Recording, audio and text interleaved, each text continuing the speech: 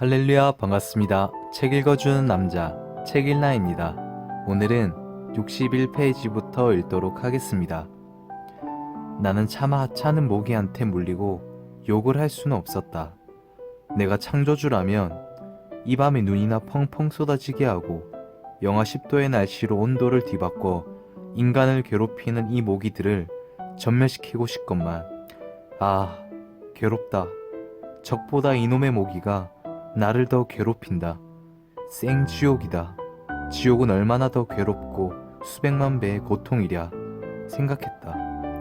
모두 모기에게 물려보았기에 이 괴로움을 짐작할 수 있을 것이다. 나는 베트남에서 모기 때문에 고통받은 것을 생각하면서 지금도 모기만 보면 잡아 불에다 굽는다. 열대지방의 더위는 참을 수 있으려만 달빛을 가리도록 새카맣게 날아와 물어대는 모기의 그 횡포는 정말 참을 수 없었다. 열대지방도 모기만 없으면 열대의 그 풍경 속에 지푸른 풀냄새를 맡으며 한때 살아볼 만도 하건만, 그놈의 모기 때문에 정말 사람 살만한 곳이 못 되었다.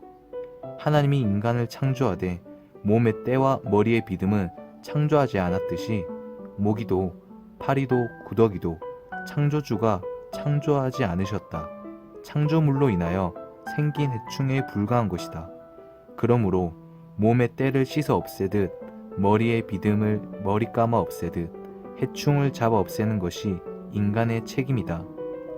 그런데 어떤 종교에서는 모기나 파리를 죽이는 것도 죄로 본다. 창조주의 이치를 깨닫지 못해서다. 창조주는 인간이 해충들을 죽였다고 절대로 그에 대한 형벌을 주지 않으신다. 아마도 인간을 해하는 모기, 파리, 이, 벼룩, 빈대, 바퀴벌레 등 해충들을 죽이지 않고 산다면 미련하다고 책망할 것이다. 해충을 안 죽이면 해충이 사람을 죽인다. 또 어떤 종교는 아무 음식이나 먹는 것이 죄가 된다고 여러 가지 음식들을 가려 먹게 한다. 저 차원의 구시대적인 종교일수록 인간의 자유를 더욱 옮아맨다. 종교가 진리를 깨닫고 가르쳐야 되는데 비진리를 가르치는 곳이 많다. 한번 잘못 깨닫고 가르치면 따르는 자들이 고생만 하고 구원도 제대로 받지를 못한다. 깨닫고 바로 행하는 곳으로 전환할 때까지 고통을 벗어날 수 없는 것이다. 더럽게 해놓고 살면 모기와 각종의 충들이 생긴다. 깨끗이 해놓고 살면 열대지방에도 별로 모기가 없을 것이다. 그러나 전쟁으로 인해 사람과 동물이 죽어 썩음으로 더럽혀지고 물까지 썩어 흘러가니 모기가 많지 않을 수 없었다. 날이 새면 모기가 밤보다는 덜 달라붙는다. 그래서 병사들은 어서 날이 새기만을 기다릴 뿐이다. 새들이 노래하는 것을 보니 날이 새는 것 같았다. 새들은 사람보다 항상 먼저 기상하여 지저긴다. 베트남 밀림 속의 새들은 참으로 목소리도 특이하고 맑은 소리를 낸다. 가끔 눈에 띄어서 보면 색이 아름답고 희귀한 새들이 정말 많았다. 베트남의 임무를 마치고 귀국하여 돌아갈 때 몇 마리 잡아다가 내 고향 월명동에 갖다 놓아 밀림 속에서 노래하듯 지저귀게 하고 싶었다.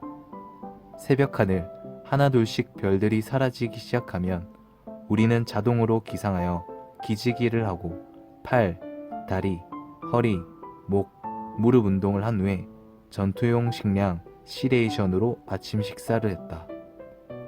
거북이 걸음 수색작전. 작전 둘째 날 아침, 우리 중대는 각 소대별로 수색작전 명령을 하달받고 군사 지도에 표시된 대로 죽은 듯이 조용하게 침투해 내려가기 시작했다. 천병은 본대의 생명을 좌우하는 임무이기 때문에 항상 신경을 곤두세우고 사방을 완전히 확인한 후에 따르는 병사들을 이끈다.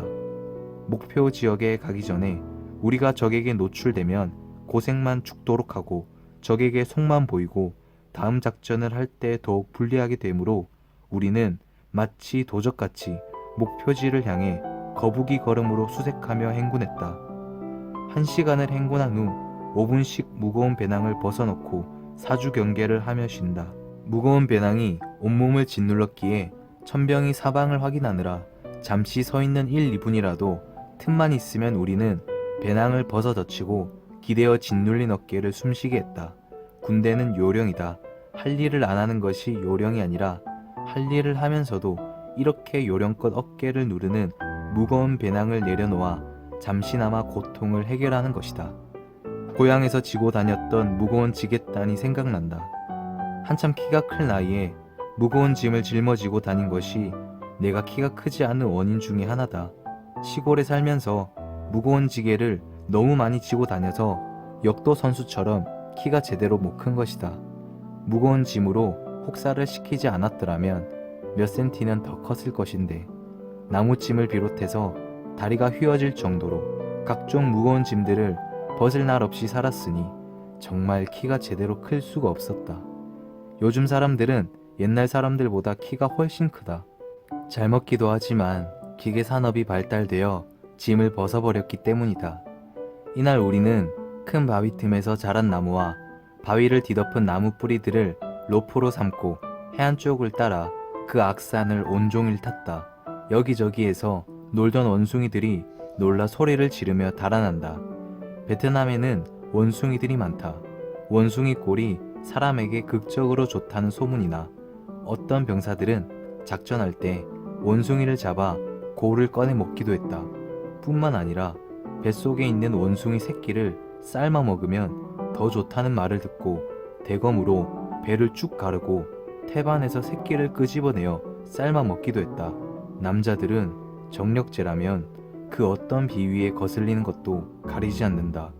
건강을 위해서 먹는 것이 아니라 실상은 정력이 좋아지라고 먹는 것이었다.